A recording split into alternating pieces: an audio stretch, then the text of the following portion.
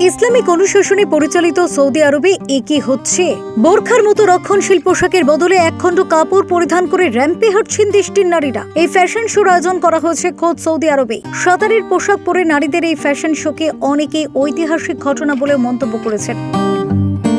Khaleej টাইমসের এই প্রতিবেদনে বলা হয়, প্রথমবারের মতো সৌদি আরবের মাটিতে এমন ফ্যাশন শোর আয়োজন করা হয়েছে। দেশটির পশ্চিম উপকূলে অবস্থিত সেন্ট রেজিস রেড সি রিসোর্টে দেখা গেল 17ই মে এই ফ্যাশন শো এর আয়োজন করা হয়েছে। শোর দ্বিতীয় দিন অর্থাৎ শুক্রবার নারীরা সাঁতারের পোশাক পরে র্যাম্পে হাঁটেন। স্বল্প বসনা নারীদের নিয়ে এমন ফ্যাশন শো সৌদি আরবের প্রথম অনুষ্ঠিত হয়েছে।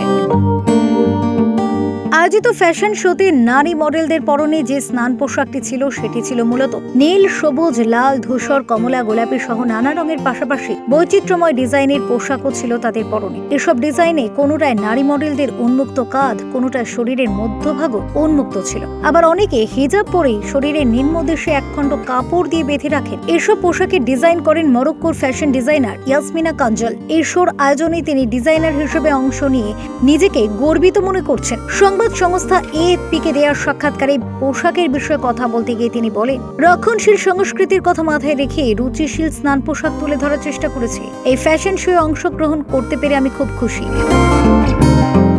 এক দশক আগেও সৌদি আরবের নারীদের ওপর পর্দা করা বাধ্যতামূলক ছিল। আপাদমস্তক ঢেকে রাখার বিধান খুবই কড়াকড়িভাবে মান্য করা হতো। তবে বাদশাহ সালমান সৌদি আরবের ক্ষমতার হাল ধরার পর থেকে পশ্চিমা সংস্কৃতি ভর করতে শুরু করে দেশটিতে। নারীরা ব্যক্তির স্বাধীনতা বিশ্বাসী হয়ে ওঠেন। আন্তর্জাতিক বিভিন্ন মহল সৌদি আরবের এই পরিবর্তনকে স্বাগত জানাচ্ছে। হিন্দুস্তান টাইমসের এক প্রতিবেদনে জানা যায়, সৌদির সরকারি ফ্যাশন কমিশনের গত বছরের প্রকাশিত একটি প্রতিবেদন অনুসারে 2022 সালে ফ্যাশন ইন্ডাস্ট্রি থেকে $12.5 বিলিয়ন এসেছে, যা জাতীয় জিডিপির 1.4%।